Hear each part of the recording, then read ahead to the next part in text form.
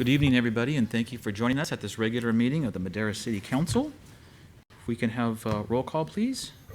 Mayor Andrew Medellin. Here. Mayor Pro Tem Jose Rodriguez. Here. Councilmember Cece Gallegos. Here. Councilmember Will Oliver. Here. Councilmember Derek Robinson absent. Councilmember Charles Rigby. Here. And Councilmember Donald Hawley. Present. Thank you so much, Sonia. Ladies and gentlemen, we have with us a dear friend from Yosemite Christian Center, Pastor Tim Mcgraw, who will lead us in the invocation. If you will stand with me, please.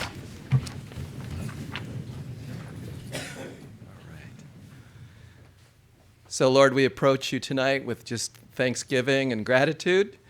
Thank you for blessing our city. Thank you, Lord, for blessing even as we celebrate grants and other honors that will be bestowed tonight. We thank you for smiling on us.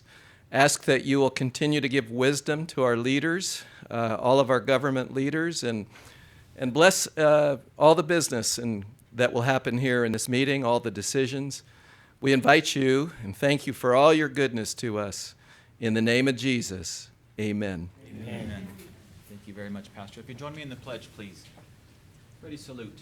I pledge allegiance to the flag of the United States of America and to the republic for which it stands, one nation, under God, indivisible, with liberty and justice for all. Thank you. Derek's not here today. Moving on to public comment, the first 15 minutes of the meeting are reserved for members of the public to address the council on items which are within the subject matter jurisdiction of the council. Speakers shall be limited to 3 minutes, and speakers will be asked to identify themselves and state the subject of their comment. If the subject is an item on the agenda, the mayor has the option of asking the speaker to hold that comment until the item is called. Comments on items listed as public hearing on the agenda should be held until the hearing is opened. The council is prohibited by law from taking any action on matters discussed that are not on the agenda, and no adverse conclusion should be drawn if the council does not respond to public comment at this time. Is there anybody in the audience wishing to speak under this definition of public comment? Hello. Hi. Hello, my name is Laurie Gonzales, and I live here in Madera. I'm a homeless outreach worker. I don't work for anybody besides God, and I know this is not church, so I'll just leave it at that. I don't get paid for what I do. All my funding comes from my family. I help people get off the streets and into programs, mostly drug programs. I work with them, and I make arrangements with the facility, and then I help them get whatever they need to go into that program, and I personally drive them to the doors. I have placed 15 people thus far. This is my way of giving back to my community in my area of expertise, as I am a recovering drug addict. Okay, I came here today, and I think my problem may already be solved. I've spoke with the chief of police and other folks, and I was told to go ahead and bring it to the council's attention.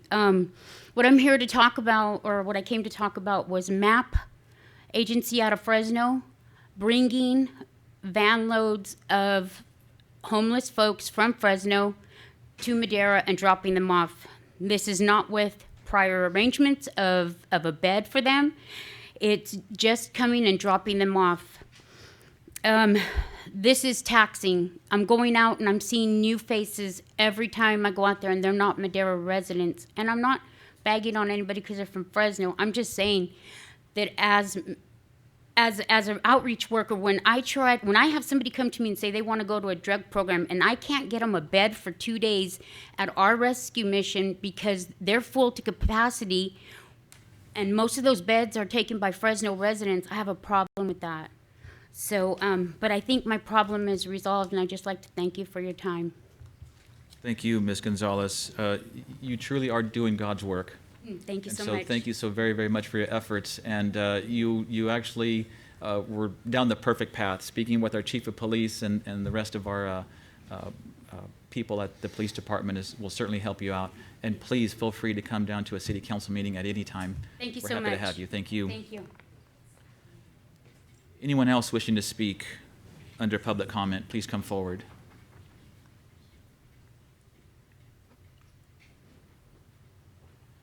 Seeing none, I'll close public comment and move into a couple of fantastic presentations. The first one is Madera Noon Rotary has a presentation of a mini grant. I believe Sue Thornton is with us from Noon Rotary.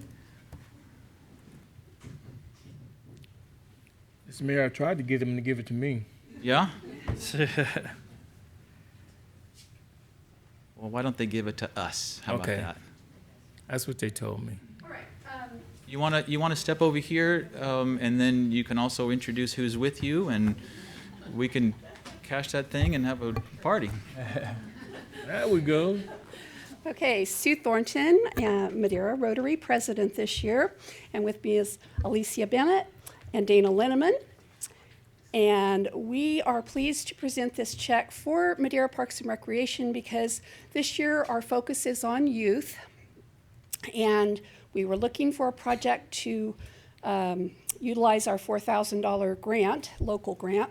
And we talked with, fortunately, Ryan McWhorter, who's with the Food Bank but couldn't be here this evening, was aware of the John Wells Youth Center needing some funds for a variety of things.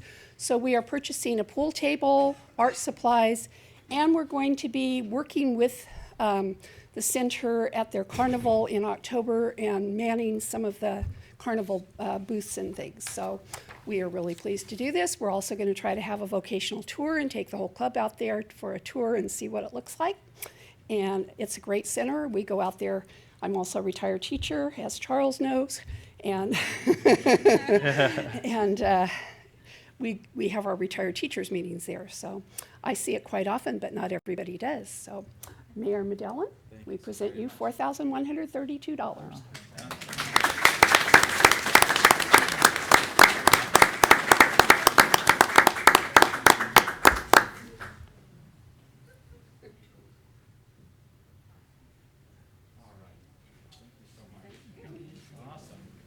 What's that?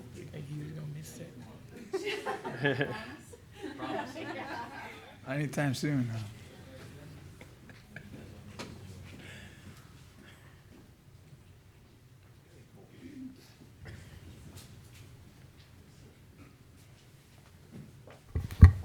You know, service clubs in the city of Madera are just, they're vital to the growth of Madera, and Noon Rotary is a huge part of that. Investing in our youth, in the John Wells Center, and our kids here in Madera is greatly appreciated. Thank you for all the countless hours that you put in the service club. It really shows. Thank you so very much for that. Pool tournament, Marianne? Billiard tournament? Fundraiser, we'll call it a fundraiser. Thanks again. Is there somebody here from the Historical Society? Fantastic, Miss Berry.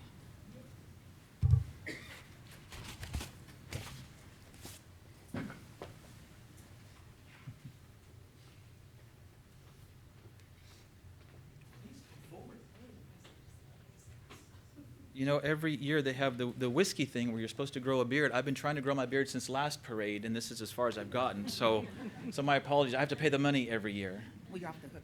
I'm off the hook. You're off the hook. But it's Old Timers Week, and we all look forward to the Old Timers Day Parade. My daughter still wants the city council to ride down Yosemite on horses. One of these days, if we can sign that liability thing and get that done, we will do that. But I'd like you just to speak a little bit about the Historical Society and what Old Timers Week means to us here in the city. I'm Cheryl Berry, and I'm with the Madera County Historical Society, and we operate the Madera County Museum across the street. Now, just show of hands, how many of you have not been in there? Oh, it's shame on you. But anyway, we've operated there as a museum since it opened in 1974 as a museum. We have had multiple different events there and functions throughout the year. This year we've cut back a little bit on our, you don't have to worry about your whiskers this year.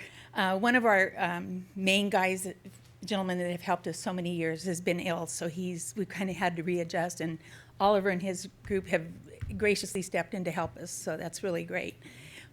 We have a costume contest, a competition between the city and the county, and those will be judged on Thursday morning next week. So we encourage any employees from the city or county to participate in that. I think they have a few little trophies and a couple other little things. And then on Saturday, we have the Old Timers Day Parade that we participate in. And I'll get you real close to the horses. We have a couple of spots. We're going to have our 2 stagecoaches that are awesome if you've ever not seen them. They're totally restored, early 1900s stagecoaches that we have totally restored.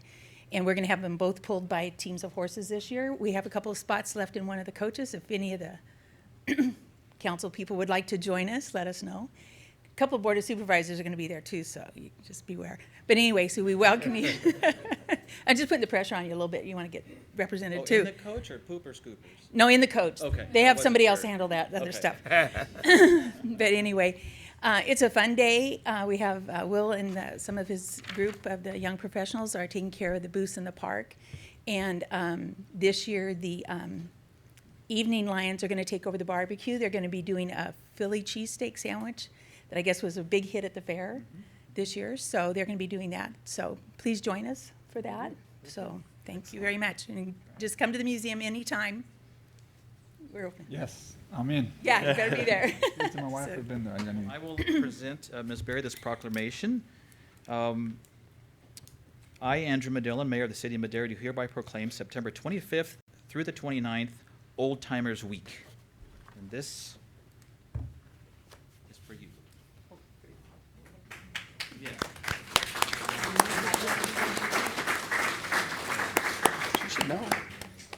Thank you. And, you know, it's really nice to see so many young folks on the council, so it's good. Congratulations. Thank you, thank you. Yeah, you're a good mentor for them. Ms. Berry, is it possible for you to announce who the king and queen are, or is it still hush-hush? You know, this is always, it's been a kind of touchy thing for the last 3 years. We have not been able to get people to want to participate as a king and queen. It's really sad, but we put it out there, and we have not gotten any nominations. We've approached people we thought would be great, representatives, and it's usually been for health reasons or whatever. So it's just one of the times have changed. So it's just so next year maybe I'll put you a little blip out there earlier, and you can get people in the community to participate in that. Sure. Yeah. For sure. Thank you. Thanks again, Cheryl. Thank you.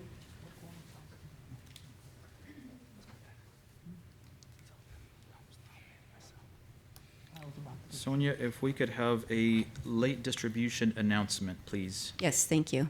Pursuant to Government Code Section 54957, members of the public are advised that documents related to the following agenda items were distributed to the council after the agenda packet was finalized.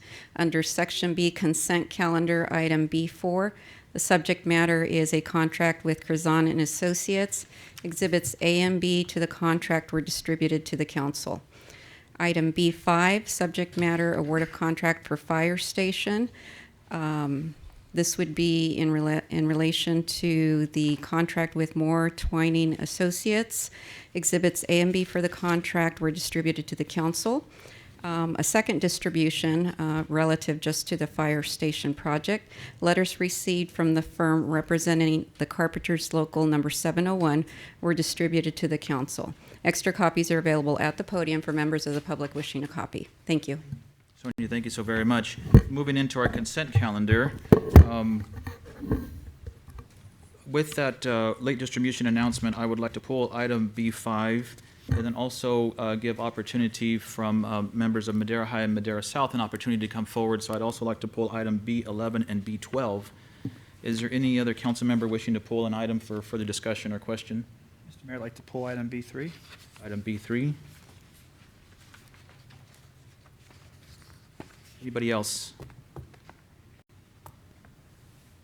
With that, I will entertain a motion excluding items B3, B5, B11, and B12. Move to approve? Second. It's been moved and seconded to approve the consent calendar excluding those 4 items. All those in favor signify by saying aye. Aye. Any opposed? That motion carries unanimously. Councilman Oliver, item B3. Thank you, Mr. Mayor. I just have a couple clarifying questions regarding item B3, and that's the lease agreement with AT&T to utilize the Madera Water Tower for additional antennas. Mark, I appreciate some of the background that you've provided me prior to this meeting. Really for me, I get the need for this expansion of their infrastructure will provide necessary connectivity and coverage for residents who utilize AT&T's service. But I think my only concern and hesitation that I had was some of the language in the contract that would allow them to have the right to modify, supplement, replace, increase the number of antennas at any given time during the length of this contract. And for me, being that the water tower, not only does it, serve the important need of delivering safe and stable water to our residents, but it is an iconic fixture in Madera. And so my only concern would be what restrictions or guidelines are in place to keep them from, littering antennas all the way around the water tower facility and essentially being an eyesore. So that was kind of the strain of my questioning, Mark, if you could perhaps elaborate on that. Councilmember Oliver, the physical constraints of the antennas, they have to be placed apart from each other in a pretty good distance because of the way that the circular pattern, they interfere with each other. So AT&T, although they did put that in the contract that they have the option to modify, what they are trying to do is to make sure that they can adjust their equipment over time to serve the public better and to serve the areas. They do have to have considerable separation between their antennas, so if they were to put antennas all the way around the water tower, it would effectively step on each other and pretty much make all the antennas worthless. There is no stipulation. I mean, there is no stipulation that they won't do that, but the physical limitations say that they just can't at this time. They can, however, put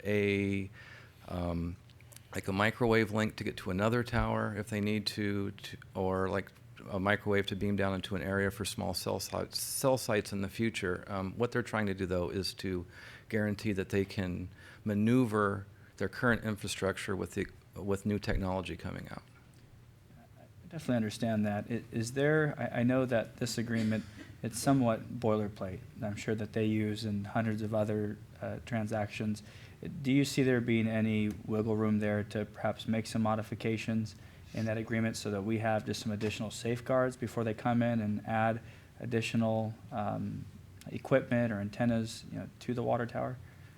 From my understanding, we do have to approve all of the modifications that they do make.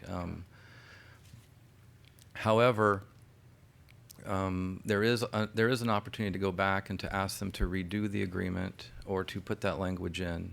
That would be about probably 2 to 3 months typically on the way that these contracts work with AT&T. So how confident are we in the current agreement that we would have that oversight or determination as to whether they can come in and what type of, antennas or equipment they put in there? I didn't see it in this agreement. Brent? That's because it's not in there. If we want to have that kind of oversight where we have to approve anything like that, we need to modify the language in the agreement slightly. I don't know that it would be a big issue for them, but it would take some extra language if that's what's desired. Unless there's a pressing, if there's an urgency to get this done ASAP, whether because of our facilities or something that's looming that we have to address. Me personally, I would probably feel more comfortable doing that, just because, again, it's an iconic fixture in our community. Even though it's primarily its purpose is for water storage and water delivery, people resonate it with the iconic, a fixture. And so the last thing I would want to see is private company to be able to come in and maybe add these things, without our 100% without our oversight. So that would be my wishes if the board is amenable to that, especially if it's not going to, endanger a project or a crucial need that may exist presently. I completely understand the safeguards. It's a good point, Mr. Councilman. I would say one of two options. We can move forward today with coming back with an addendum to it. I think we can do that over the next 30 to 60 days. Or if you feel safer just bringing the whole thing back. Again, I would not want to push back a project. I know AT&T has been chopping at the bit to get additional antennas. There's a lot of business folks in town that have been waiting for that additional service.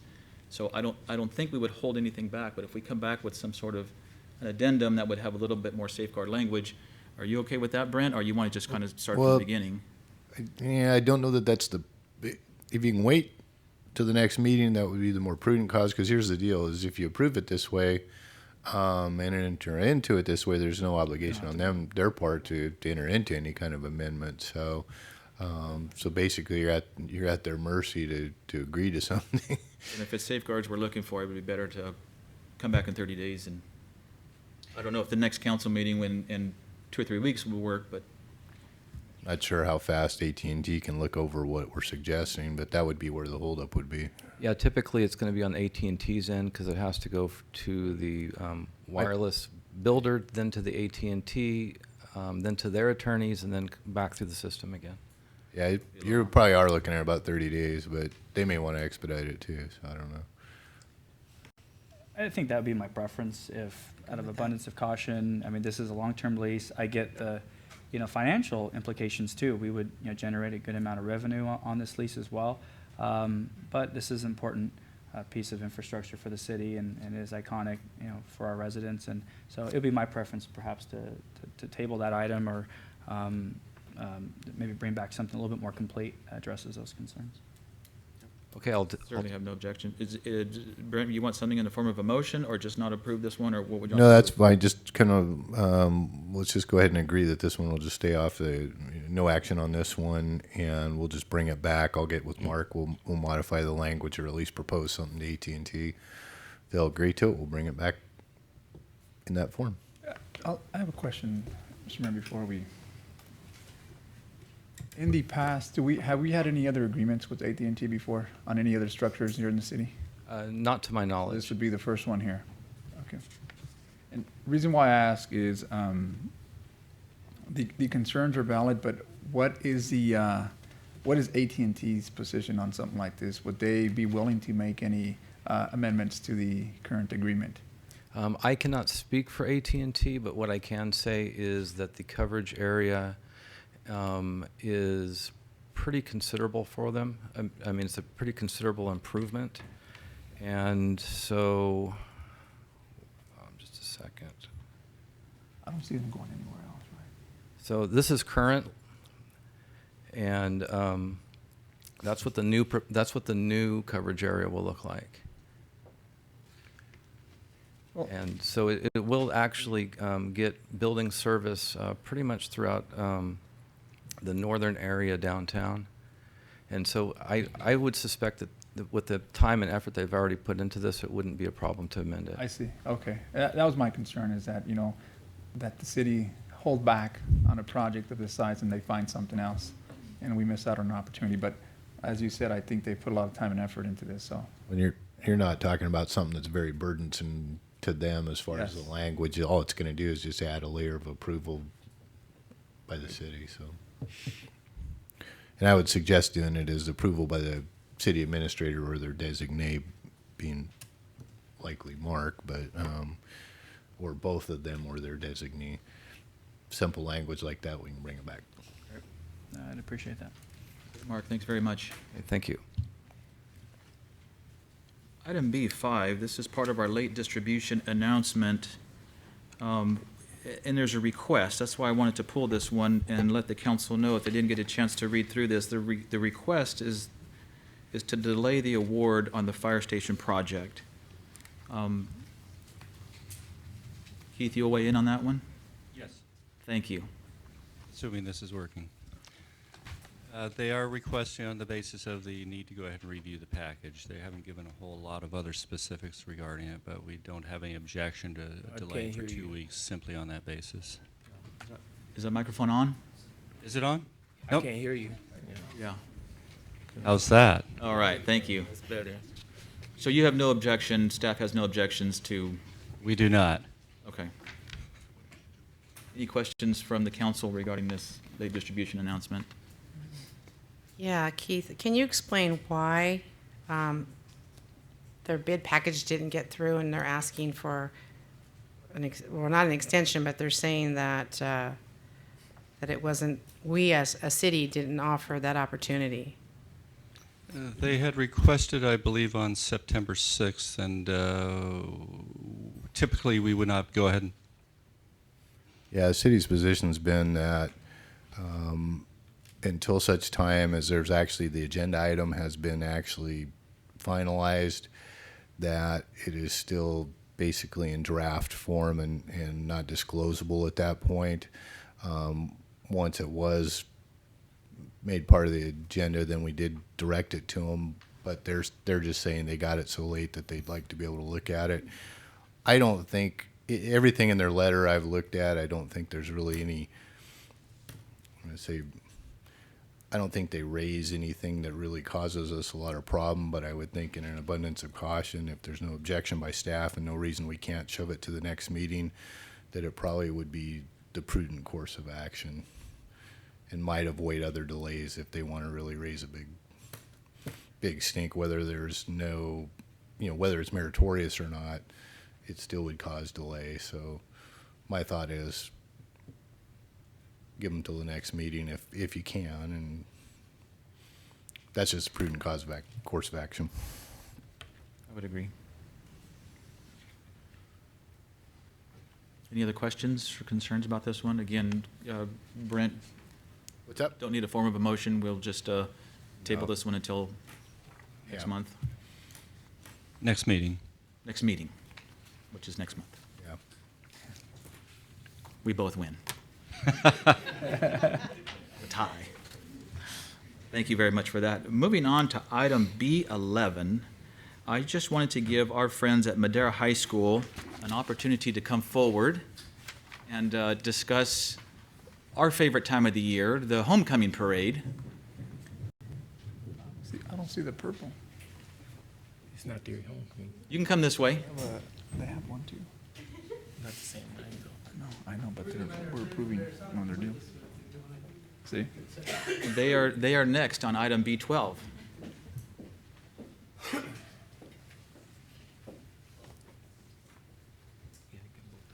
Good evening, Mr. Mayor and council members. I'll keep it short and sweet. My name is Isaac Lopez. I'm the Activities Director of Madera South, and I'm here with our ASB President, Mrs. Lindsay Robel, and I'll let her introduce some of the folks that are with us and let them talk a little bit about our exciting time of the year as well. Hi, once again, my name is Lindsay Rabel. I'm ASB President at Madera High School, and here with me, this is Daniel Bariga. He is the Junior Class President. Ali Bariga, the Junior Class Vice President. Maria Pimentel, and Caitlin Nelson. And I just wanted to talk a little bit about homecoming, which is coming up the week of October 1st through the 5th. So this is a really busy time of year for us. So on Friday, we have the parade followed by a rally, which we invite you all to attend and participate in, which would be great. Our theme this year is New York.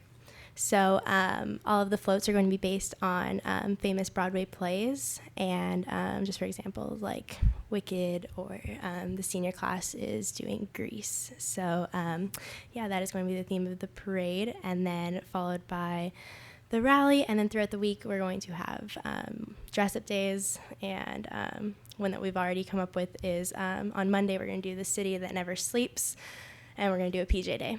So yeah. That is what we're doing for homecoming. Great, fantastic. And still the same parade route this year? Yes, we're excited to keep things status quo this year. And like I said, we're really grateful to everyone from traffic division to our safety unit and the council members. We invite you again to participate as much as you'll allow us to get you involved in our parade. So we're just really gracious and honored to be here and to have your support to keep things the same this year for our homecoming parade. It's a time-honored tradition that we're fortunately, Mr. Rigby here helped revive about 19 years ago, I believe. Hey. My memory serves me right. That's right. So it'll 1999. be something special on the 20th.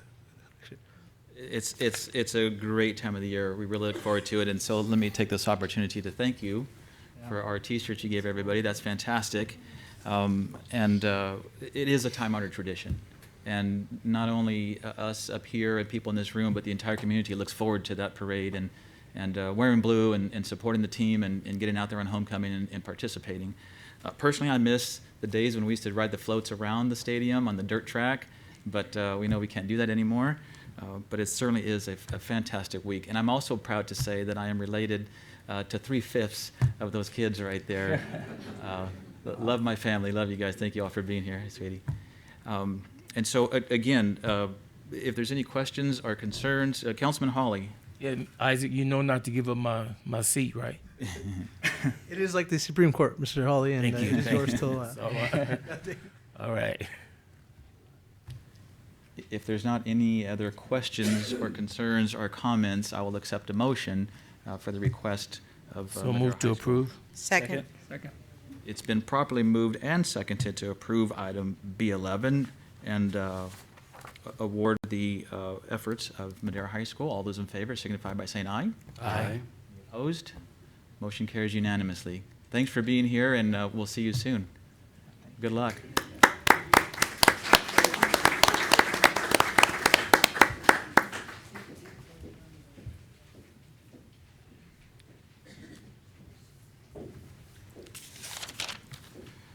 To give equal billing, item B12 is Madera South High School. I believe we have Jacob Potter from Madera South High School. Justin. Justin. I'm terribly sorry. It's fine. Jacob, said yes, Justin, so- Jason, I take it all. So Mayor has that luxury. Whatever I say, right, it's all good. Exactly. Right? Feel free to correct me. So, good evening, Mayor and members of the council. My name is Justin Potter. I am in my first year of activities director at Madera South High School.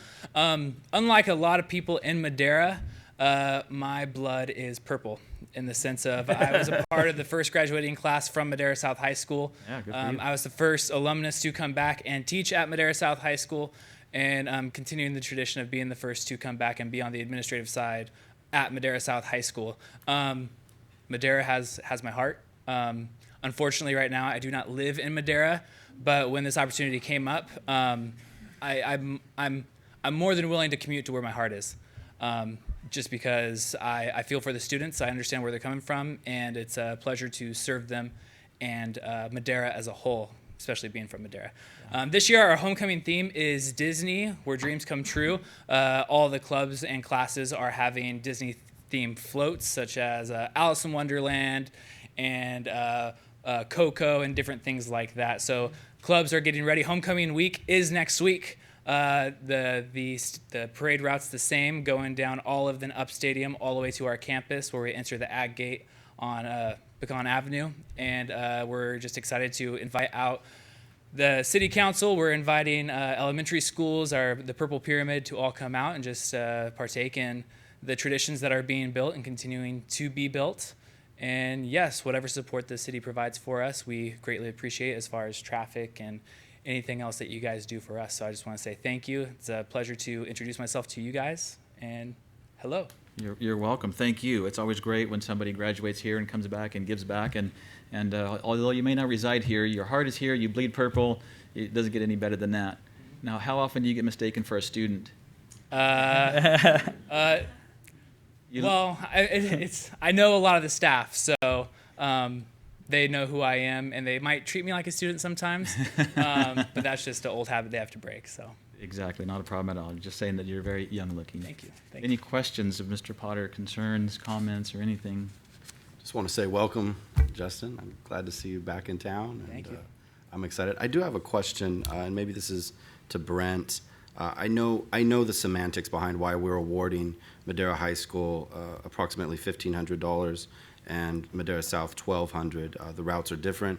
There's more to the route with Madera High because they accommodate their feeder school, Thomas Jefferson, whereas the feeder schools to Madera South are completely on the other side of town. But in fairness, I would, if we can, I might suggest amending item B12, that the request be made by Madera South pay to not to exceed $1,500. That way, both schools are being awarded the same amount of money technically, but if they only need to use the $1,200, then so be it. I think it'd be fair. Still for the same request to waive permit fees, cover the cost of police, public work efforts, things like Not that? to exceed, yeah, $1,500. Actually, That's the amount. Councilman, those Slow things down. numbers are actually a request by the school. Oh, okay. And that's why they're reflected in the 12 and 1,500. Oh, okay. I thought they were something that maybe our police These are- department. these are not, I know the PD is cheap under Chief Lawson. Yeah. But what you see is truly just representative of the ask from the particular school. Okay. Then I'll honor that. Thank you for clearing that up. Fantastic. Then, Mr. Mayor, with that, I move to approve item B12 as Second. presented. It's been properly moved and seconded by Councilman Hawley to approve item B12. All those in favor signify by saying aye. Aye. Any opposed? Motion carries unanimously. Thank you very much, Thank you Mr. very much. Potter, and good luck next week. Thank you.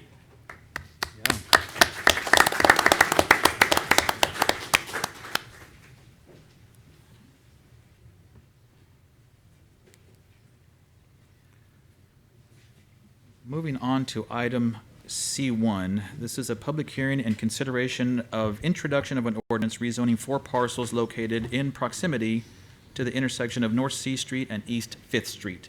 Mr. Boyle.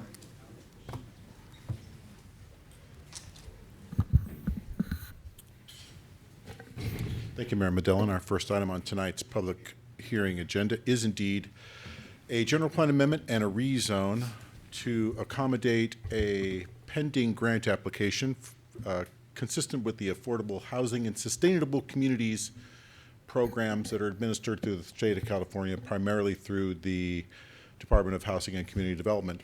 City's actively engaged in submitting a grant for 2 housing projects that are positioned on either side of the intersection of East 5th Street and North C Street in the downtown corridor of the city.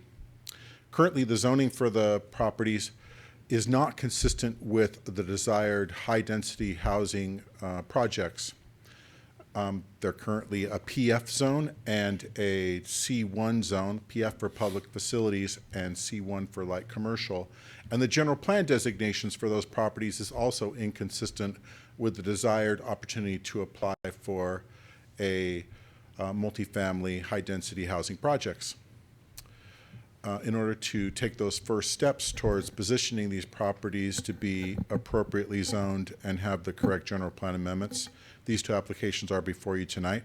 The proposed rezoning would change the zoning for both of the properties to a planned development PD 1500 zone district, and that would be facilitated through an ordinance amendment.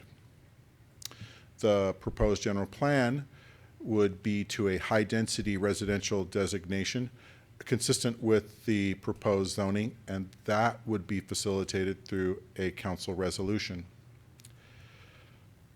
The Planning Commission heard this item a couple of months back, and a resolution in support of that is also included within your packet. And the environmental work consistent with the development of those sites, if we're successful in those grant applications, was also approved by the Planning Commission. So the project is positioned in such a way as the projects that are currently being processed for precise plans through the Planning Department and will be on our next Planning Commission agenda for approval would be positioned for development with your blessings upon the rezone and general plan. I have to let the cat out of the bag a little bit because I'm just that way. Although the Planning Commission hasn't approved the plans yet, this would be the multifamily component of the project. And this would be a veterans housing component on the west side of that intersection. With this is moving fairly quickly through our planning department review process. We'll be excited to bring the final product to the Planning Commission. And cumulatively, they combined would most certainly change the geography of the intersection of North C Street and 5th Street here in the fair city of Madera's downtown corridor. That said, staff and the Planning Commission would recommend adoption of the resolution approving the general plan amendment and introduction of the ordinance rezoning the subject properties subject to the findings within your report.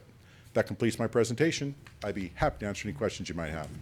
Thank you very much, Mr. Boyle. Any questions regarding this particular item? That's great. Yeah, very exciting stuff. Councilman Oliver. I have a question, Mr. Mayor. I'd just like to thank Mr. Boyle and staff for shepherding this through so quickly. You know, we've worked in a couple different capacities, both with our housing authority hat as well as the city council, and preparing this grant application for the Affordable Housing Sustainable Communities Program under Cap and Trade, and really to put our best foot forward to get our fair share here in Madera.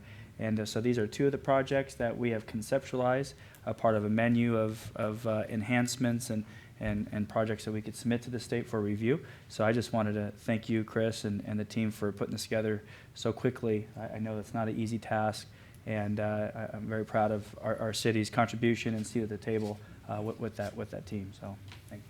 Thank you, Councilman. Great words. And that table is rather large. There's a huge contingency of partners here in the city of Madera to get this done.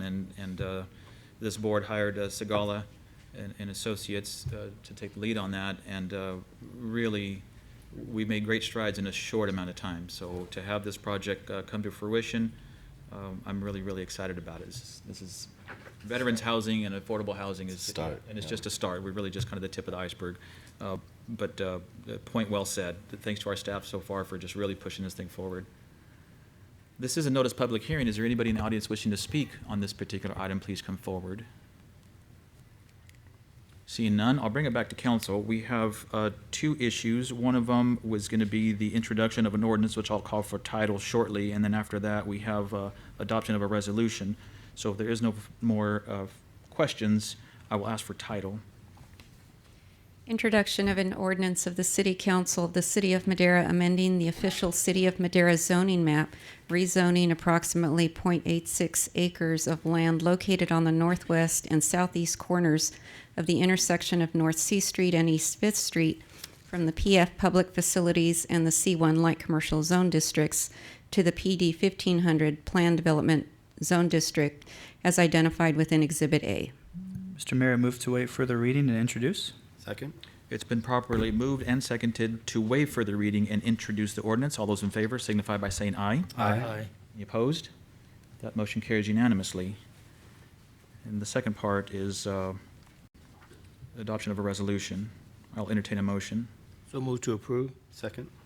Once again, properly moved and seconded to approve the resolution. All those in favor signify by saying aye. Aye. Any opposed?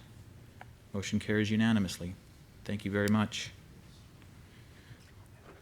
Moving on to item C2, this also is a public hearing in consideration of a resolution approving the 2017-2018 CDBG Consolidated Annual Performance and Evaluation Report. Ms. Iareta. Somebody tall was just here. I had just a little bit.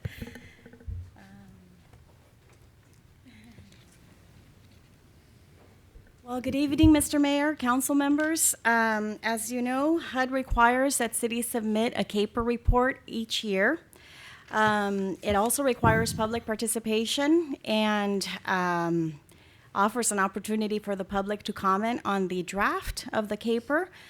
Staff did notice the public and let them know that the CAPER was ready for review and that they had an opportunity to make comments in person or in written form or to attend tonight's hearing. To date, we have not received any comments, so I don't have information to share in that regard. Instead, I would like to take a brief moment to share in visual form the progress that the program is making to fulfill HUD's and the city's program objectives. Sometimes one of the pieces of HUD funding that gets overlooked is the small business loan program. We do have an active program, and many of you might have attended the ribbon cutting of Cold Stone Creamery just recently. I wanted to share that $100,000 through the Small Business Revolving Loan Program were provided to complete the funding for this business owner to be able to open up Cold Stone Creamery. The beauty of this loan is that it's a 5% interest for 7 years, whereas the private market is offering, I would say, in the range of 12% and up, these business loans. One of the requirements under this program is that 3 new positions be opened full-time for persons living in low to moderate income households. And we will be tracking that and reporting that to HUD. I'm going to share with you 7 recent projects that have been completed or are soon to be completed. We have here the solar-powered street lights, approximately $100,000. Completed 14 mid-block solar lights in mid-block locations on streets adjacent to the city water tower.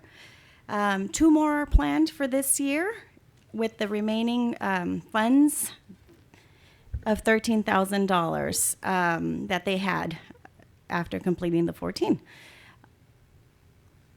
The next one is the Sunrise Rotary Sports Complex Soccer Field Lighting Phase 2. This project installed 4 70-foot field lighting poles with 7 heads each. It's scheduled for the first power on October, and the testing the second week of October. We expect that the final claim for this project will be drawn in December, so we'll be done with this one as well. Many of you might have already noticed the construction underway on East Yosemite Avenue and Elm Street. These are intersection improvements for a total of $262,000. Engineering is carrying out this project, and although there were some initial delays because the contractors that first bidded for the project did not comply with all of the federal requirements, such as Section 3, and there was a need for extending the lead time to obtain the traffic signal poles. Engineering is making great progress at the moment, and they're expecting to complete this project in December of this year. Some of the features will be that there'll be audible push button activation and countdown for pedestrian signal heads. There will be ADA compliance. And I'll also, where is this? There's, anyway, what is that feature, Jorge, where the lights are going to be synchronized for emergencies? The preemptive signalization that's going to also help for emergencies, and improve circulation for pedestrians. All of this is expected to be completed in December of 2018. Another recently completed project is the Lake Street Fire Station number 6 emergency generator. This was a total cost of approximately $20,000. A concrete pad was poured over for the generator, and as well as the protective bollards, and it has an automatic switch to where if PG&E goes down, this will automatically turn on.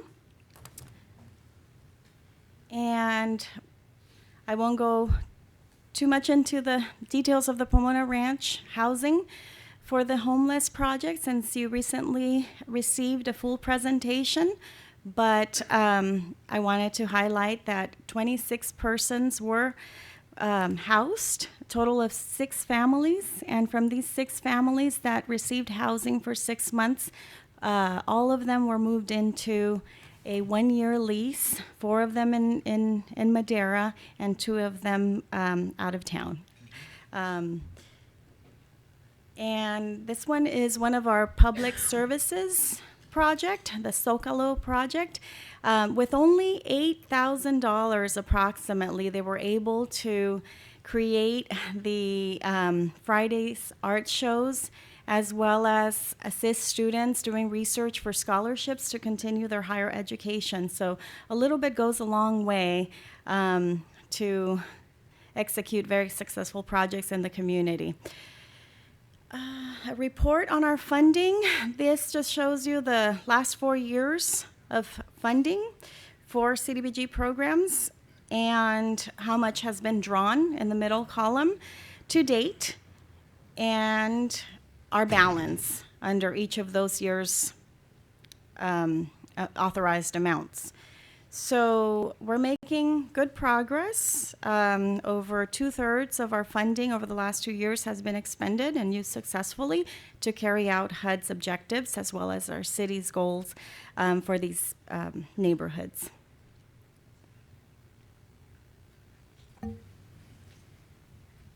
A lot of work is being carried out day and day to utilize these funds and be under compliance. So I just wanted to let you know that it takes the work of multiple programs in the city, as well as the multiple agencies in our community. I wanted to give thanks to City Council for the time that you invest in overseeing this program. City Administration, Finance, City Attorney, City Clerk, Purchasing, Community Development, Engineering, Planning, Building, Public Works, Parks, Human Services, everybody's really involved in carrying out these projects. And a lot of the agency representatives are here tonight. I also want to thank them for the work that they do every day. And with that, I can answer any questions right now or after the hearing. Yvette, thank you very much, and I'm glad you thanked all those partners and team players, because it truly is a team effort. And a special thank you to you and Jorge and your team for really putting a lot of time and effort. As we all know, federal funding and CDBG funding is less and less every year, and we're trying to stretch our dollar, and to sit up here multiple times and figure out how we distribute this money to our community is getting harder and harder. And when I look at projects like the generator for the fire station or that streetlight project on Elm, absolutely fantastic. And a quick shout out to Councilman Oliver and his district with the solar streetlight safety program, if you will. That was money well spent and a fantastic move. But I do want to recognize the people that are here and using this money with limited resources. Elizabeth Weisner at CapMC and Point in Time Count. You come back every year, you do so much. I mean, speaking of God's work, you really truly do that. We thank you for your efforts. Tracy Scott is here with Workforce and helping folks get jobs. And Lourdes Herrera, it's so happy to see you here again, Lourdes. I know you've had difficult times recently, and believe me when I say we're also very, very happy to see you back in these chambers. And with what you do with limited resources for our community is just absolutely outstanding. And then, of course, Martha from the Housing Authority and the Pomona Ranch Project. Thank you so very, very much for being here. I hope I didn't miss anybody that's applied for it and got the money. But a special, heartfelt thank you so very, very much for what you do in our community. And before I open public comment, Councilman Oliver has a comment. Thank you, Mr. Mayor. Very well said. I just wanted to add similar sentiments, and I think what's great about all these projects, they're all very worthwhile. They meet important needs in our community, but there are so many hands on each and every one of them, even beyond ourselves here and our staffs. For example, with the solar streetlights, I mean, that is 100% just as much attributed to Leticia Vargas and Sonora Street, or Rita Yanes in the Harding Street cul-de-sac near the drive-in, who organized their neighbors through Neighborhood Watch to share their concerns about a lack of lighting.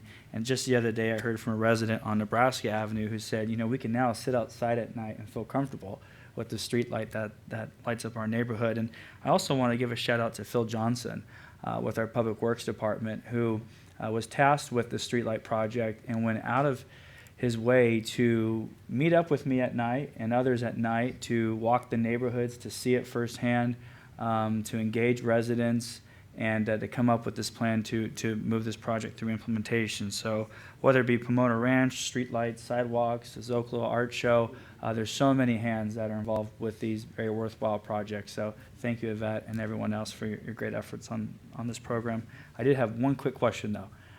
With regard to FY 14-15 and the $182,000 that has not been fully utilized.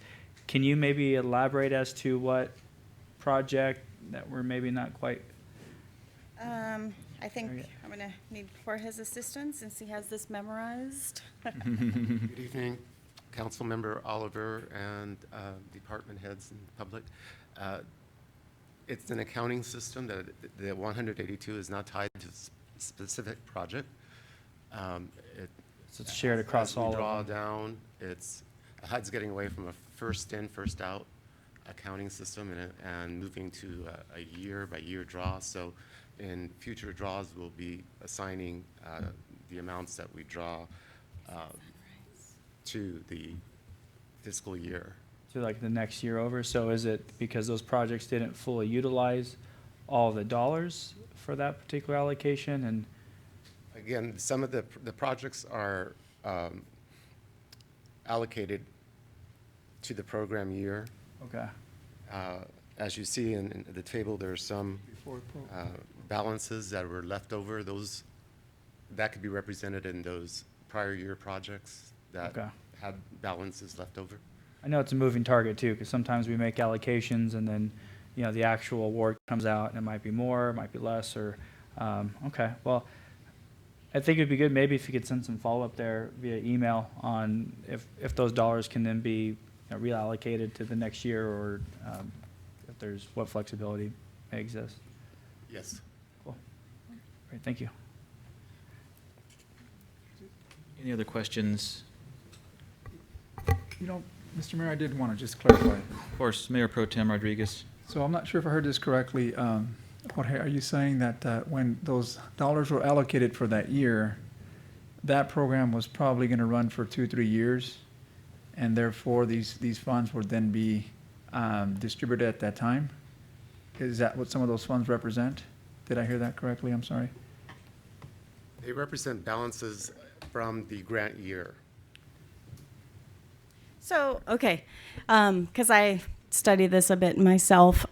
Some of the projects, how can I explain it, are as old as 2010. That's as far as we go. In the 2010, 2011 allocations, several projects were funded.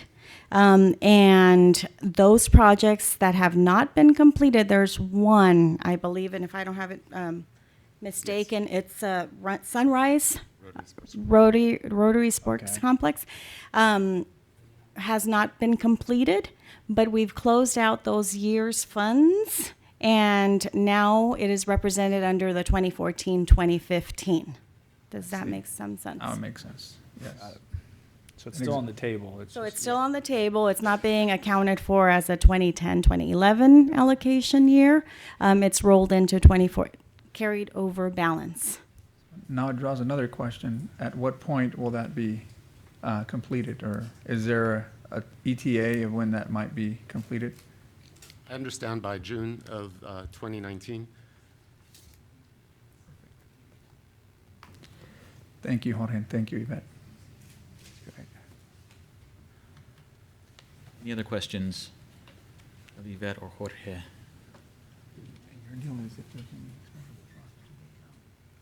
When we distribute funding, I just kind of want to bring the point back that Councilman Rigby usually makes, is that we award thousands of dollars in funding to the local community, and it's always great when somebody comes back kind of at mid-year and says, this is what we've done, or this is what we're doing, this is where the money's going, and we certainly appreciate that. And so those aforementioned names that are here in the audience, again, we really, really appreciate what you have done with this money, and it's making a difference in the community. So with that, I'll open up to the public. If there's anybody in the public wishing to speak on this particular item, please come forward.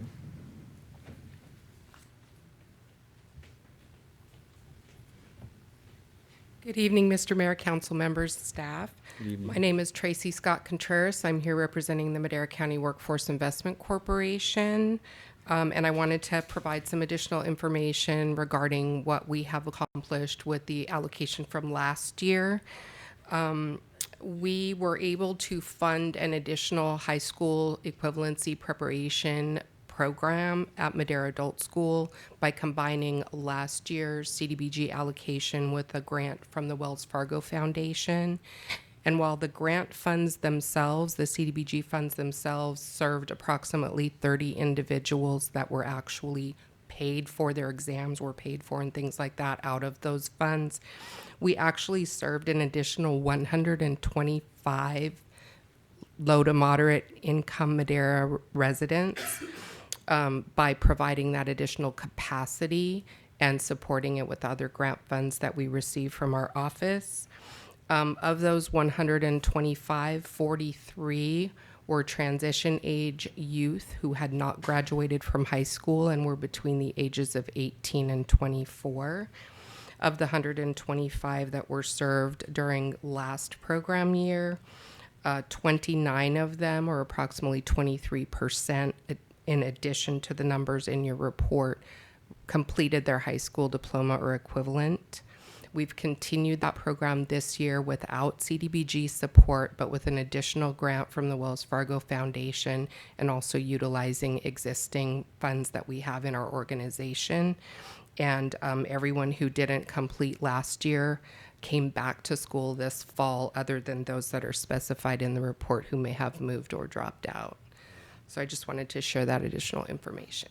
Thank you so much. Yeah, Very that's good valuable stuff. information. Yeah, very good stuff. Thank you, Tracy, very, very much for that.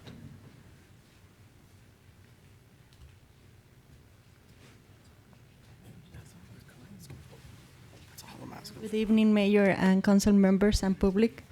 My name is Lourdes Herrera. I'm working for Madera Coalition, and I would like to say thank you first for your praise, because I'm here to serve my community, and I would like to invite you to continue the tradition for the art shows.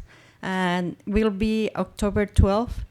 It's 2 Fridays more, and we continue with the Hispanic month celebration. And I would like to pass out the information with Sonia. And was a good year. We have 6 art events. There are few they canceled for the weather. The day we planning a bunch of things, they're raining that day, and we are go crazy like what we need to do. We cancel. But we have now. We would like to try to do every quarterly, and this is the flyer. And I would like to invite you. Thank you so much. Lourdes, thank you so very, very much. And again, we're so happy to see you here. May God bless you in your efforts. And this could be our fault, because Lourdes, we pray for rain all the time. We need the rain. We just weren't specific enough to say maybe subside a little bit for Lourdes' event. So maybe we'll be specific in our prayers next time. It's good to see you. Thank you. Good evening, Mr. Mayor, City Council. Again, we always want to thank you for your service and your dedication to the City of Madera. But I'm still scratching my head because nobody Sorry, asked. just for the record, name and address. Santos Garcia, 413 South 8th Street. Thank you. I'm sorry. I'm still scratching my head over the fact that nobody asked the obvious question of the project that was funded in 2010, I believe, is still not completed, and as to nobody asked why. So I'd like to know why because we're talking about Rotary Park, right? Yeah, is this the Sunrise Rotary? Sunrise Rotary, Yeah. the engineering and You want to expand on the project? Keith or Marianne?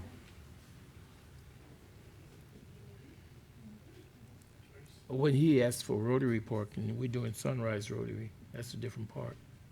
Well, That's the project Yes, he's that's the referring to. project he's talking about. Our park. Through the chair, sorry.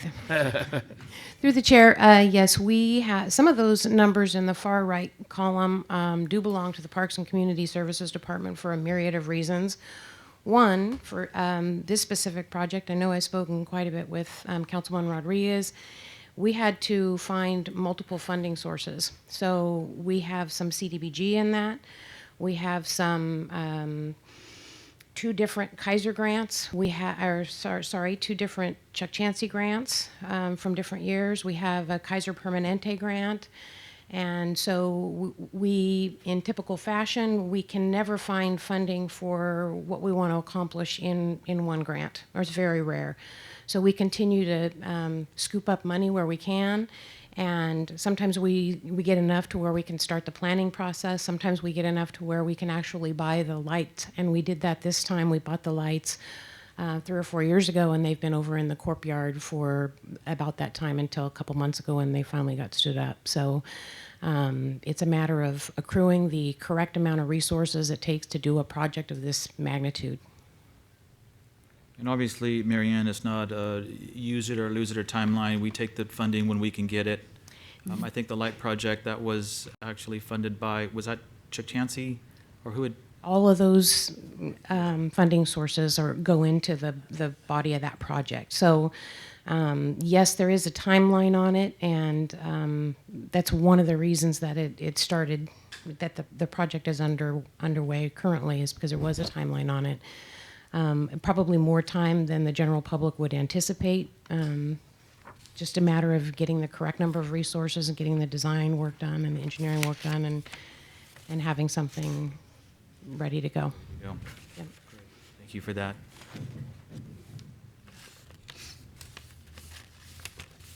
I'm not being argumentative. I just want to understand the process. So the project was approved, initiated, and has not been completed yet for lack of grants and X amount of monies. So just as a suggestion, would it be possible to say, we've approved this project, and prior to approving a brand-new project in 2018, maybe we can use the funds for those to complete the amount of monies that we need, so we could have actually completed by now the 2010 project? Just a suggestion. Well noted. We take that tack quite a bit. Thank you. Ms. Weisner. Good evening. My name is Elizabeth Weisner, and I'm with the Community Action Partnership of Madera County. And last year was a year of working on systems to address the homeless issue. We developed a coordinated access system through the Fresno Madera Continuum of Care, and I am pleased to share that this year is going to be a year that we're going to be able to put those systems to work. Because of our membership on the FMCOC that the City of Madera has financed, I was able to apply for a grant to expand the Shunammite place, and beginning November 1, we're going to be serving men, women, and at least one family. So I'm excited about that expansion coming. And then I was also able to apply for, finally, after years of wanting the Emergency Solutions Grant, I was able to apply for that. I haven't heard that I've gotten the award yet, but the agency called me and said it looks favorable. And so with that money, we're going to be able to provide rapid rehousing, more focused outreach, rapid rehousing. There's 4 different components that we're going to be able to actually take more people from the riverbeds. We did a lot of outreach, but we couldn't house them anywhere. And so we're going to be able to house them. And there's a lot of money coming down the pipeline from the state of California. There's, we're calling it HEAP. There's $9.5 million coming to the continuum, and there's another $1.5 million. And Madera is eligible to get a piece of that funding. And there's a meeting at it's conference room on Monday at 3 o'clock I've just invited everybody I could think of to get some information on what does Madera see as the priority. There's an ad hoc committee meeting from the Fresno Madera Continuum of Care where we're going to come up with the priorities, and I want to be able to go back and say this is what the community of Madera sees as a priority for addressing homelessness. So that's what I'm working on, and thank you for the continued support of the CDG funds. It is at work. Well, thank you for your efforts, Elizabeth. It's so great to see you, and you've certainly worked diligently on a number of these projects and going after this money and helping the point-in-time count. But before you leave, Councilman Oliver has a Thank you, Mr. Mayor. statement or question. Thank you, Elizabeth. Obviously, thank you for your leadership on this issue, and you are the boots on the ground for sure when it comes to homelessness, and not only do the hard work in preparing these important grant applications, but you're out in the riverbeds as well, surveying homeless folks. And I've been there by your side, as has Councilmember Rigby. Quick question on the ESG funding. As far as the way that they evaluate that application, what is the, how do I say it? As far as the point-in-time count and the data that we collect from that annual survey, how does that kind of go into place when looking at the ESG grant funds, and does that help the application? Can you maybe elaborate a little bit as to how it strengthens that? And the $9.5 million and the $1.5 million also, they took the 2017 point-in-time count, and because of there's about 2,000 in this area, Fresno Madera Continuum was awarded based on that. The emergency solution grant that I applied for is for the non-entitlement areas, and it's based on, there's the leftover money for all the areas that don't get a just set entitlement. And the continuum made it a priority. They wanted Madera to apply because they know this is an underserved area, and they want to see it come here so that it can help Perfect. I think just one last point. It's something I think we did very well at last year as far as collective agencies and the call to action to the community. As everybody was very interested in homelessness, we asked folks to get involved. And I believe we doubled the amount of volunteers during last year's point in time count, which requires going out, actually engaging this population, surveying those individuals, taking inventory as to their needs and health ailments and whatnot to hopefully provide some type of support or housing. So I think it's just a great case and example as to the volunteerism and how anybody can get involved. And so hopefully we can continue that dialogue and prepare this fall for another big push to get many more volunteers out. So thank you for your help, your efforts on that. And very happy to hear the expansion of the Shunammite place. Fantastic group of women, and they participated for NNO and had the best root beer floats. Absolutely, so please give them our best. Thanks for being here, Elizabeth. Anyone else wishing to speak on this particular project, please come forward.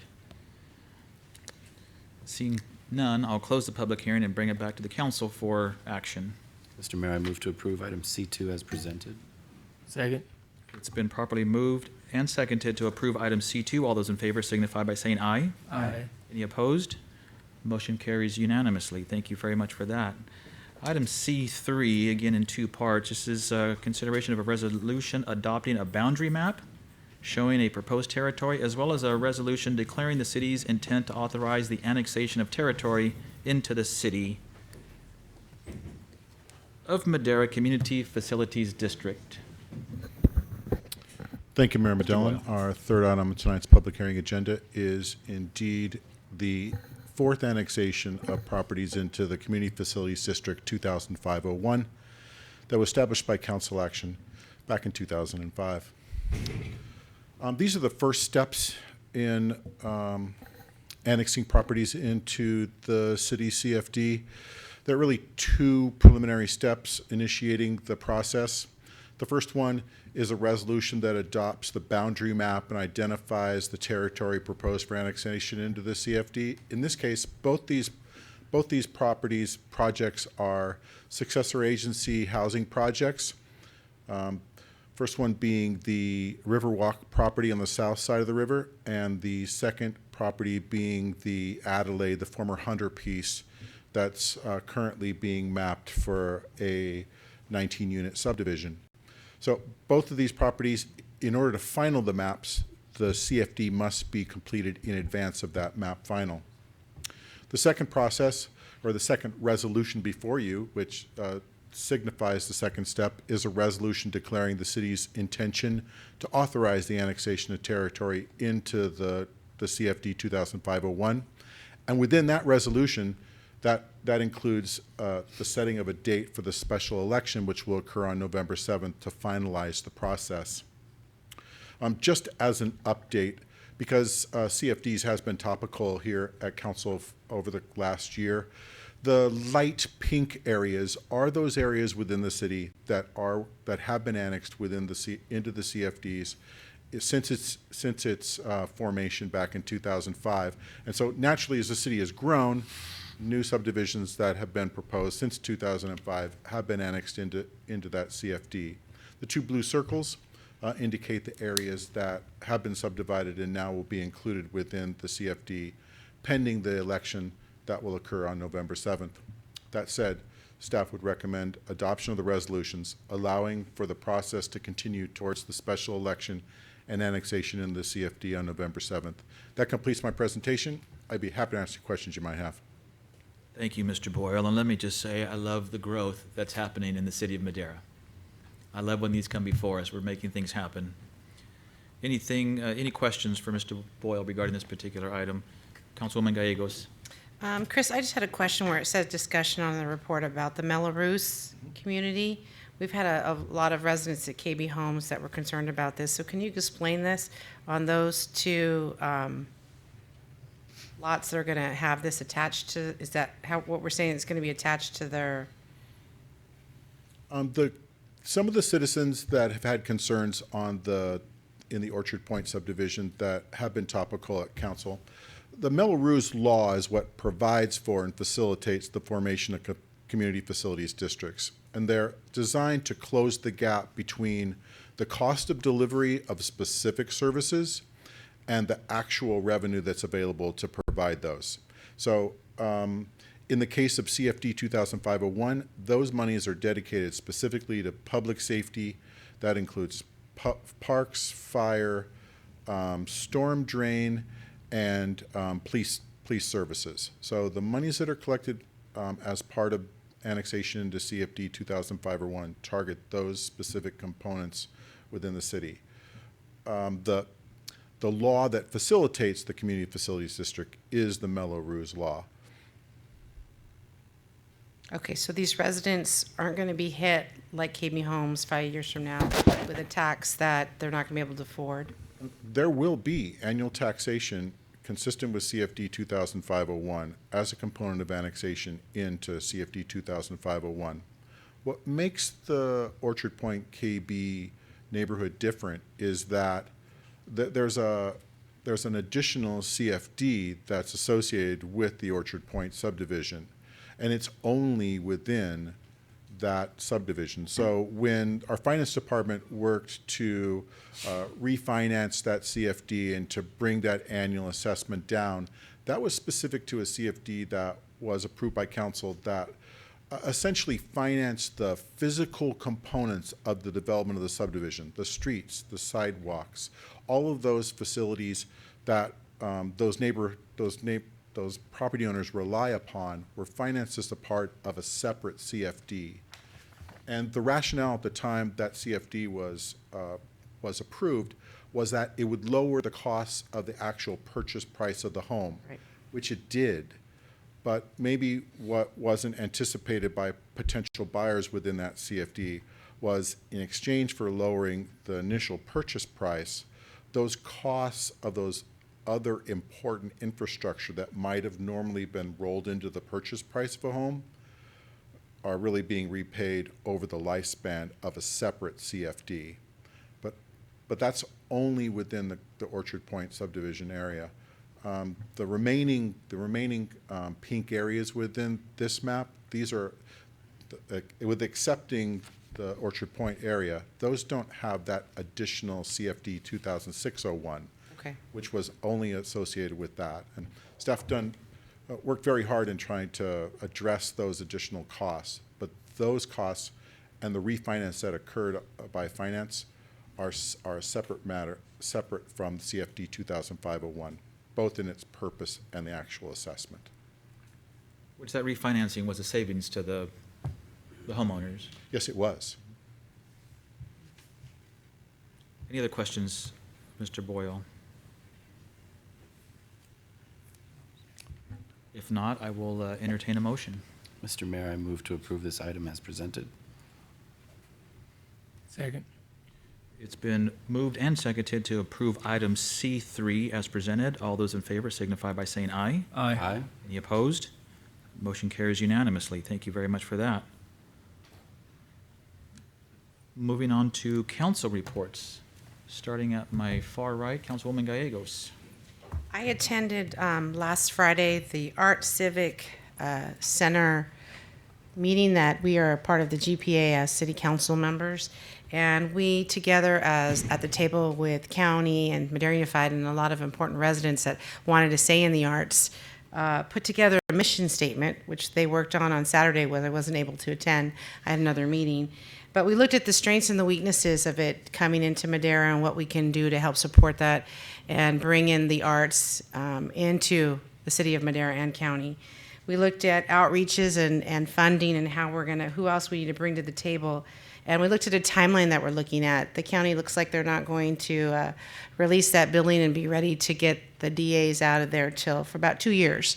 So the GPA and the community have time to still give input in the development, the building, and some funding aspects on how we're going to get that ball rolling. But architectural-wise, everything's completed. We're just waiting on the county to move out of that building so that they can demolish it and start putting a sign out in front saying future home of the Civic Arts Center of Madera. Fantastic. Thank you very much. Councilman Rigby. Thank you, Mr. Mayor. I had the opportunity to attend the League of California Cities annual convention down in Long Beach last week, and I I got to say that it was time well spent. I was in several workshops from early as 8 in the morning till as late as 6 p.m. And Councilman Rodriguez, I'm well prepared to talk about cannabis now, so I'm excited about that, as well as sitting in several different workshops on CalPERS. But one of the things that I was really proud of was the opportunity that I had to sit with several rural cities throughout the state of California, many of which have united north of Sacramento in what they call the state of Jefferson. But what they're doing is they're actually reaching out to the league and asking for an opportunity to form a RWG, which is a rural working group that would sit alongside of policy advocates that are a part of the league. And I was proud to represent the city of Madera there, and coming to find out that a lot of the issues that we're dealing with on a daily basis, we're not alone. And there's a lot of rural cities that are competing with the same exact things, almost to date, that we're dealing with, from water to being able to handle homelessness, and the way the state and federal funding through continuum of care is going to larger communities, and how that algorithm kind of doesn't benefit the smaller communities, as Councilman Oliver was trying to get that point across tonight, that the more accurate we are in our numbers, the more opportunities we have to fund the programs that everybody's screaming for, which is housing and taking care of. And so I'm excited to see that process is going to be continued. So I volunteered my time after hours to help the rural working group get established and hopefully form. So we will be partnering with several cities that fill the San Joaquin Basin, as well as north of Sacramento, a lot of mountain communities and a lot of farm communities that are saying the same things we are. A lot of attention goes to big cities like San Francisco and Los Angeles area, and I think that we get overlooked in a lot of areas. And so the expectations are the same when the state of California puts out, their well, you're a small business owner, so when a state legislature comes out and says, hey, your minimum wage has to be X amount of dollars because of prevailing wage in major cities, it affects the small business owners in the rural communities like Madera. And so we need a voice. We need a voice at the table. We need a voice in Sacramento. And so I was glad to volunteer my time and to partner with the rural working group that's being formed through the League of California Cities. So time well spent, and I appreciate the opportunity to go. I also want to take the opportunity to invite everybody back next Wednesday night, though we don't have a regular meeting of the Madera City Council. Our LAFCO committee is getting together, and we're going to be talking about more annexation. And so if you are excited about annexation, I want to go on record as saying, come on out and be a part of our public workshop next Wednesday right here in these chambers. Fun stuff. Absolutely. Fun stuff. Annexation LAFCO is fun. Annexation. Yeah. Fired up. Oh, thanks for attending the league. It's always great to kind of see what that bar is when it comes to other cities that are like Madera, or you actually get to talk with cities that are 5 times the size of Madera. But the struggle is real. The struggle is the same in some cases. So thank you very much for going and attending that and bringing back some good information. Councilman Hawley. Wow. Good job.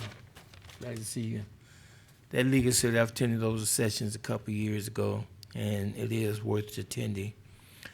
My new project, I am mentoring again to 4 different schools. Sometimes we wonder what goes on in a child's life.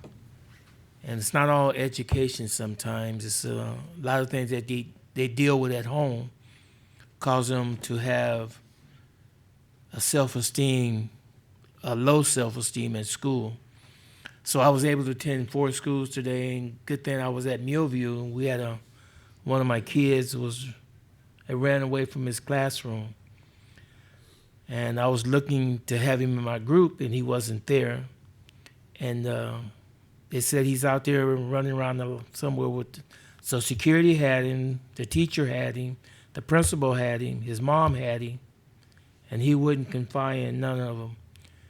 And by the grace of God, I just walked up and said, well, you're supposed to be in my class today. Would you like to come and be with me? And he said, yeah. So it made me feel good that he forgot all those other folks. And we had a good chance to talk, and I'm glad to be in that position.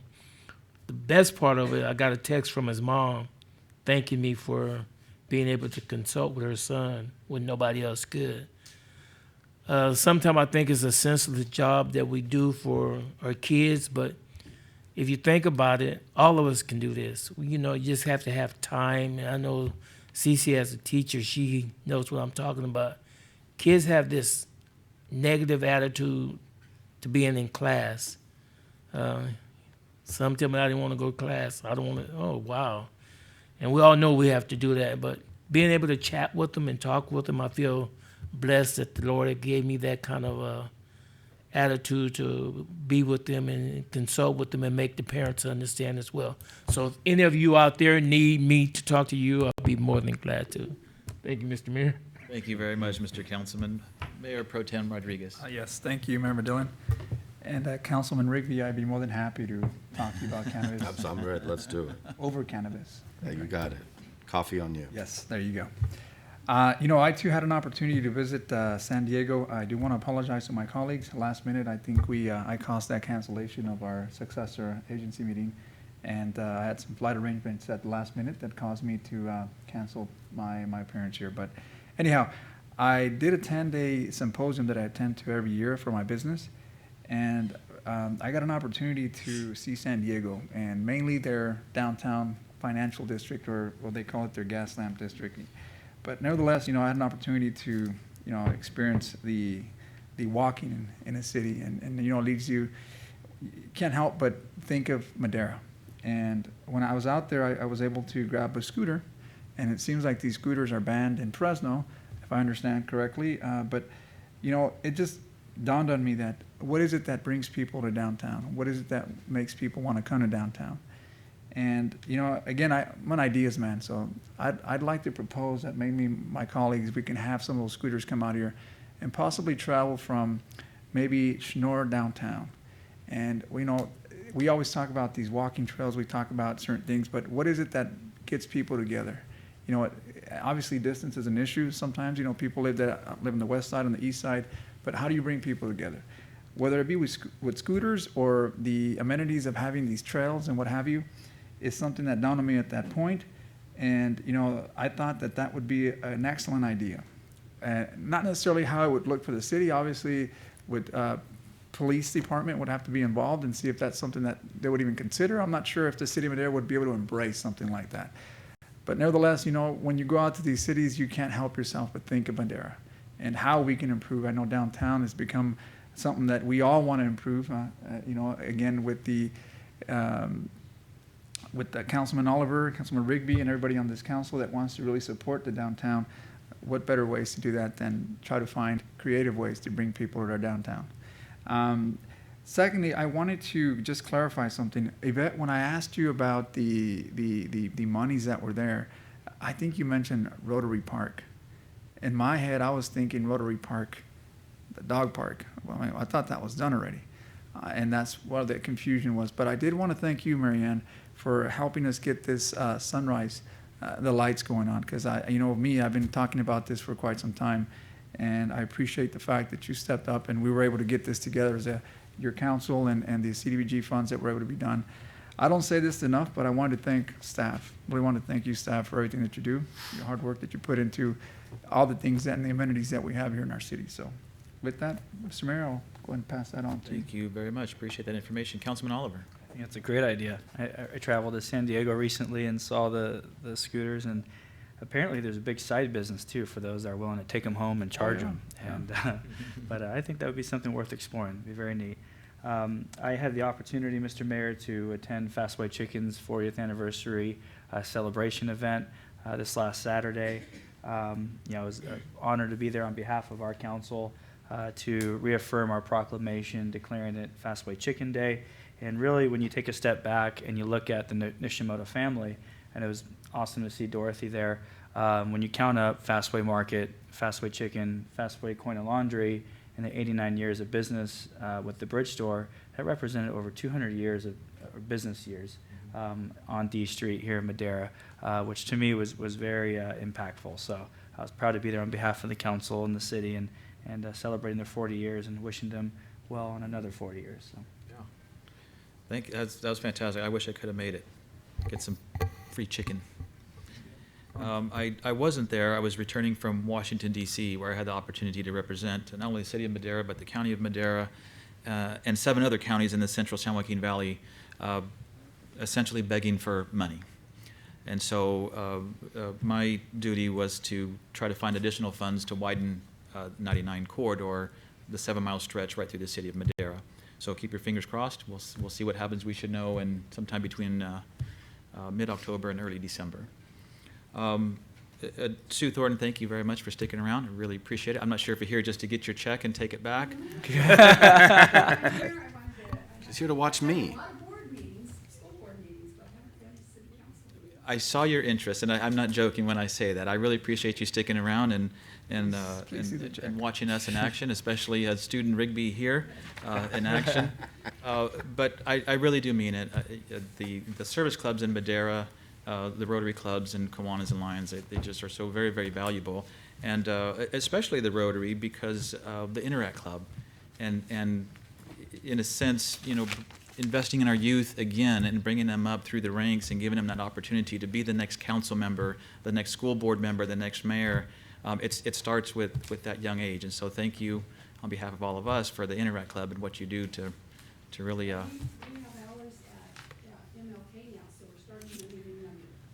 That's right. It's been a few years, hasn't it? Yeah. I remember there, and I thought it was great that we had we had some junior high students, and just how enthusiastic they were to get involved with Interact in that 7th and 8th grade level.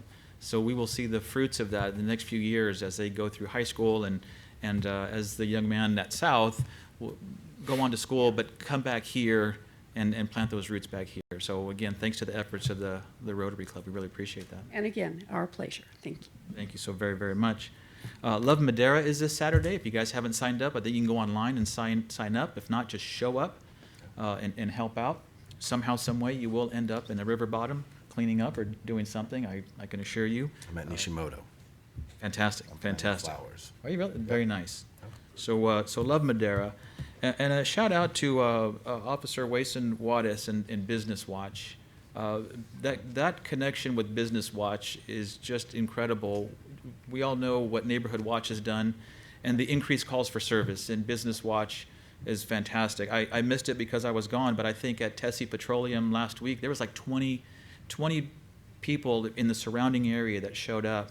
And so when we send out those warnings of people either petty theft or passing bad checks, and we have pictures and names, and that spreads like wildfire, we're really, really making a difference. And Lacey and Wason have just done an outstanding job. There's one tomorrow at New Life Pharmacy over on 9 a.m. on Almond Avenue. So we look forward to that.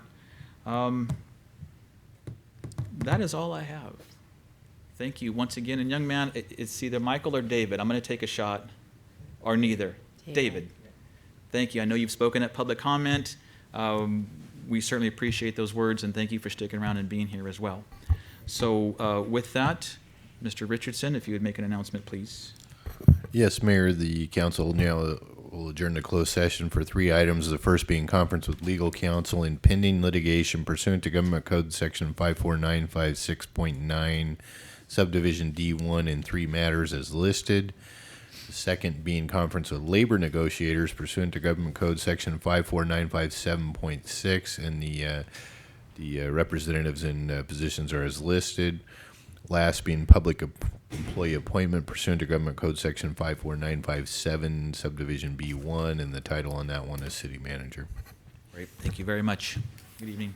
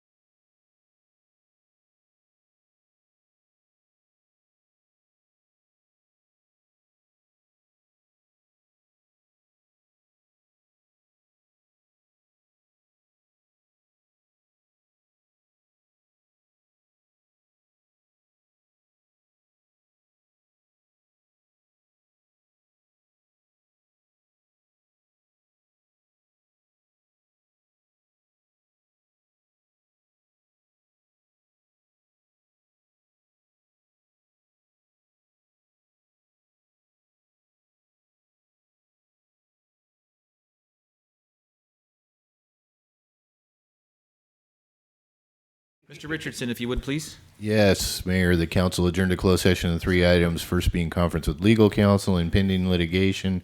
Pursuant to Government Code Section 54956.9, Subdivision D1, no reportable action was taken.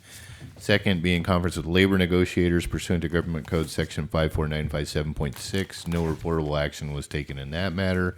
And last, public employee appointment pursuant to Government Code Section 54957, Subdivision B1, and no reportable action was taken in that matter either, and that's all I have. Thank you very much. Thank you, ladies and gentlemen. Meeting adjourned.